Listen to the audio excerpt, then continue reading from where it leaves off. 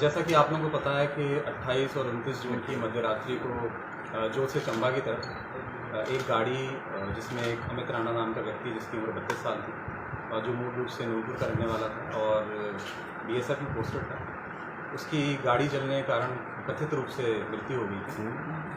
जब इस घटना की सूचना हमें मिली तो एडिशनल साहब ने, मैंने स्पॉट विज़िट किया। एफएसएल की टीम को भी हमने बुलाया, उन्होंने भी 2 बार स्पॉट विज़िट किया। जब घटनास्थल का हमने निरीक्षण किया तो हमें इस घटना में कुछ चीज़ें संदेहास्पद लगीं, जैसे कि गाड़ी में जो डेड बॉडी के रिमेन्स थे वो हमें पर्याप्त मात्रा में नहीं मिले, जिससे हमें थोड़ा संदेह हुआ। इसके अलावा गाड़ी जिस प्रकार से जली हुई थी, हर तरफ से प्रॉपरली गाड़ी जली हुई थी, जो अक्सर इस तरह की घटनाओं में कम देखने को मिलता है। इसके अलावा गाड़ी की जो नंबर प्लेट थी वो टूट के अलग सुरक्षित गिरी हुई थी और पूरी गाड़ी जल चुकी थी लेकिन नंबर प्लेट नहीं जली थी। और इसके अलावा जो व्यक्ति इस गाड़ी में कथित रूप से जला, उसका जो मूवमेंट था अपने घर से नूरपुर से चंबा की तरफ, उसको भी जब हमने ट्रैक किया तो हमें मूवमेंट संदिग्ध लगा। और जब ये घटना हुई तो ये घटना जोत से चंबा की तरफ रात को 1-1:30 बजे के आसपास हुई और इस बीच व्यक्ति कहाँ रहा, कहाँ गया, इस चीज़ को मिली के संदेह था। हमने व्यक्ति का मूवमेंट ट्रैक करने के लिए नूरपुर से लेकर जोत तक सारे जो सीसीटीवी कैमरे थे उनका गहनता से अध्ययन किया और नूरपुर भी हमने टीम भेजी, वहाँ भी परिजनों से बात की, इसके मित्रों से बात की और लोकल एरिया से फीडबैक लिया।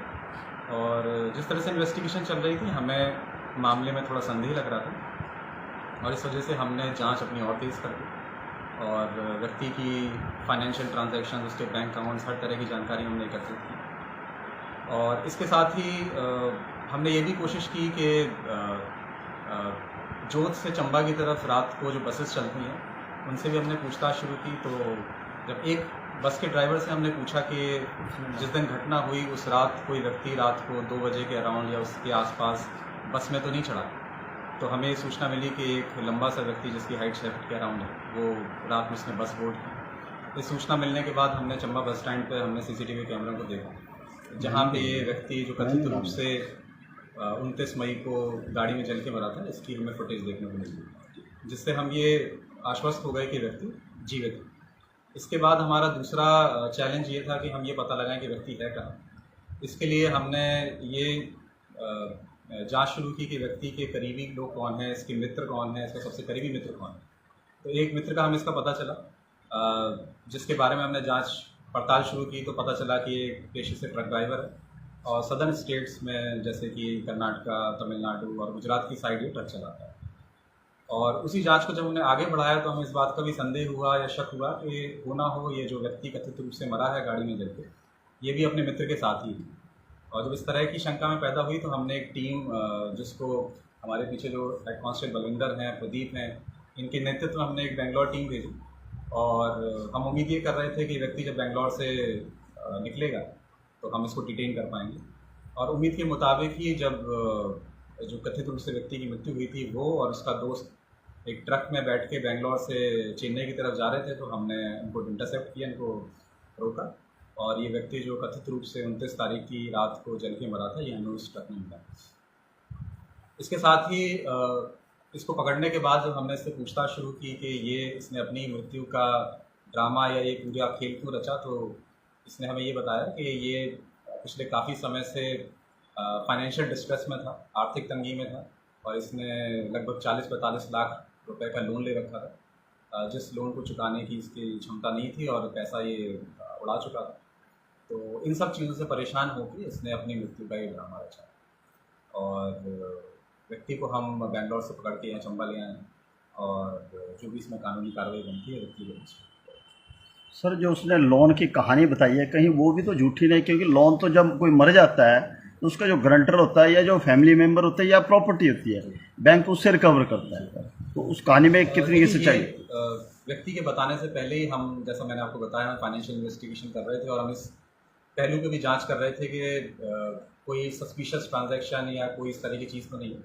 तो जो इस व्यक्ति ने हमें पूछताछ में बताया वो लार्जली सही है और व्यक्ति ने वाकई लोन ले रखे थे काफ़ी। और पूछताछ में ये भी सामने आया कि इस व्यक्ति को ऑनलाइन गेम्स खेलने की लत लगी हुई थी और जैसा कि आप सब लोग जानते हैं, लूडो एक ऑनलाइन लोग खेलते हैं, रमी खेलते हैं, इस तरह के गेम्स खेलता था। और इन्हीं गेम्स को खेलने की वजह से इसने अपना पैसा जो है वो बर्बाद किया। क्या परिवार को पता है कि इसने इतना लोन ले रखा है, जिसके जवान था उसके परिवार को भी इस बारे में जानकारी है? हाँ जी, परिवार को जानकारी थी इस बार ये लोन लिया। सर इसमें जैसे इसने जो ये ड्रामा किया, क्या इसके फैमिली मेम्बर को पता था कि इसने ऐसा कोई गेम किया है? नहीं, देखिए फैमिली मेम्बर्स को इस बात की जानकारी नहीं थी और वो इस बात से अनभिज्ञ थे और ये इसने अकेले ही ड्रामा रचा, इसमें फैमिली मेम्बर कोई इन्वॉल्व नहीं था अभी तक की जो पूछताछ में सामने आया। कुछ जिसने वो ये घटना घटी थी तो इसके फैमिली का रिएक्शन भी ऐसा खास होता है क्योंकि जिसका बच्चा जलता है तो उसको थोड़ी था। अब देखिए ये हमें जो शक होने की जो वजह थी वो मैंने आपसे शेयर की। हो सकता है फैमिली को इतनी टेक्निकल डिटेल्स उन्होंने उस तरह से ना इसको सोच पाए हो, लेकिन अभी तक की पूछताछ में, अभी तक की जांच में ऐसा कुछ सामने नहीं आया है कि फैमिली मेम्बर्स की कोई इन्वॉल्वमेंट थी। इसने अभी तक जो सामने आया है, इसने खुद ही ये ड्रामा रचा और फैमिली मेम्बर्स को भी आप ही लोगों की तरह अभी पता चला है जब हम इस व्यक्ति को पकड़ के लाए। देखिए ये अभी हम इससे पूछताछ कर रहे हैं और पूछताछ के आधार पर जो जो इसके अपराध बनेंगे, जो जो ऑफेंसेस कॉग्निजेबल इसमें पाए जाएंगे, उनके अनुसार इसमें कार्रवाई की जाएगी। अभी मैटर अंडर प्रोसेस है, हम इसमें लीगल ओपिनियन भी ले रहे हैं, उसके आधार पर इसके खिलाफ जो भी अपराध बनता होगा। सर बीएसएफ में भी इसका रिकॉर्ड खराब है, इस पे वहाँ पे भी कार्रवाई चल रही है, कुछ नशे की तस्करी वगैरह में भी इन्वॉल्व है, इसमें क्या? देखिए जहाँ तक ये नशे की तस्करी वाली बात है, अभी तक इस तरह की कोई बात मेरी जांच में सामने नहीं आई और हमने स्पेसिफिकली इस मुद्दे पे भी जांच की, लेकिन अभी तक ऐसा कोई मामला सामने नहीं आया। बीएसएफ अथॉरिटी से भी हम कांटेक्ट में थे और ये नशे वाला कोई इसमें नहीं। सर जो कार में उस टाइम बरामद हुआ था, जिसको बताया गया कि ये इसकी बॉडी का जो है वो पार्ट बचा हुआ है, वो किस चीज़ का था, वो क्या है? देखिए जो बॉडी के रिमेन्स हमें गाड़ी में मिले थे उसमें जो एक प्रोमिनेंट चीज़ जो हमें मिली थी वो एक हड्डी का टुकड़ा था और जिसको हमने एफएसएल भेजा हुआ है जांच के लिए। हमने जब आरोपी से इस बारे में पूछताछ की तो उसने हमें ये बताया कि उसने कहीं से हड्डी का टुकड़ा उठाया था, कहीं से स्केलेटन का कोई रिमेन या मानव या जानवर, वो अभी जांच का विषय है, लेकिन इसने हड्डी का टुकड़ा या हड्डी के कुछ टुकड़े उठाकर गाड़ी में रखे थे, उसमें आ गया। सर जब ये मामला सामने आया था तो जो भी लोग वो फोटो वगैरह देख रहे थे या मौके के जो हालात थे, उसमें हर कोई एक जनरल आदमी भी ये बोला था कि ये ऐसा मामला नहीं है, क्योंकि गाड़ी साइड में खड़ी थी सर, गाड़ी पूरी तरह से नहीं जली हुई थी, तो ये साफ लग रहा था ये साजिश है। तो इतना जो आम आदमी सर इस चीज़ को देख रहा था, तो पुलिस में ने उसमें 174 की कार्रवाई करने में इतनी जल्दी क्यों कर दी? नहीं देखिए ऐसा होता है कि जब भी इस तरह की घटना होती है जिसमें कोई फाउल प्ले सस्पेक्टेड है, या इस केस में ऐसा नहीं निकला, लेकिन अगर कोई मर्डर वाला एंगल है या कोई और एंगल, तो फिलहाल पुलिस 174 की कार्रवाई करती है। उसके पास हमारे पास स्कोप खुला होता है, उसके बाद भी हम जांच कर सकते हैं, जैसा इस केस में भी हुआ। उसके बाद भी जांच जारी रही और जांच के आधार पर अगर कोई ऐसा जिस भी तरह का अपराध साबित होता है कार्रवाई होती है। तो इस केस में भी फिलहाल हमने 174 की कार्रवाई की थी, जब तक की चीज़ें साबित नहीं हो जाती जांच हम करते रहे। अब जांच के आधार पर जो भी सामने आया उस पर कार्रवाई। सर कहीं जो लोन की रकम थी उसको भरने के लिए इसने इंश्योरेंस पॉलिसी क्लेम करने के लिए जो नहीं किया था ऐसा? देखिए इसके पास इंश्योरेंस पॉलिसीज भी थी कुछ और लोन को भी इसने इंश्योर किया हुआ था और फिलहाल जो हमने इसका मकसद जानने की कोशिश की है पूछताछ में, तो उसने यही बताया है कि मैं आर्थिक परेशानी की वजह से इन सब चीज़ों से दूर जाना चाहता हूँ और मैं दोबारा कभी घर आना नहीं चाहता था और मैं एक नई ज़िंदगी शुरू करने की सोच रहा था। और जब ये व्यक्ति ये घटना करके यहाँ से चंबा से गया तो ये पहले पठानकोट गया, फिर वहाँ से दिल्ली गया, तो दिल्ली में भी इसने कुछ कोशिश की कोई काम करने की या कोई ऑल्टरनेटिव मीन्स ऑफ लाइवलीहुड ढूंढने की। उसके बाद ये अहमदाबाद गया, वहाँ भी इसने कुछ कोशिश की और जब उसको कुछ समझ में नहीं आया तो फिर ये अपने मित्र के पास सदन साइड चला गया जहाँ पर ये उसके साथ ट्रक में पाए गए। तो अभी तक की जांच में हम अभी भी जांच को कंटिन्यू रख रहे हैं और कोशिश में यही है कि अगर और भी कोई पहलू इसमें है तो वो भी सामने आए। लेकिन फिलहाल की जांच में ये सामने आया है कि फाइनेंशियल डिस्ट्रेस था, आर्थिक रूप से परेशान था, लोन वगैरह इसने जो लिए थे वो पैसा ये अन्य चीज़ों में खर्च कर चुका था, जैसा मैंने आपको बताया ऑनलाइन गेमिंग की इसको लत थी, उनमें पैसा खर्च कर चुका था। तो इसको अब आज सामने अंधकार दिख रहा था कि कोई इसको तरीका समझ में नहीं आया तो उसने ढूंढने पड़ा। सर एक कानूनी रूप में अगर देखा जाए तो मतलब दैट तो तब डिक्लेयर होता है जब कोई बॉडी मिले या कुछ टाइम वार्ड होता है, टाइम जैसे कल 7 साल होगा।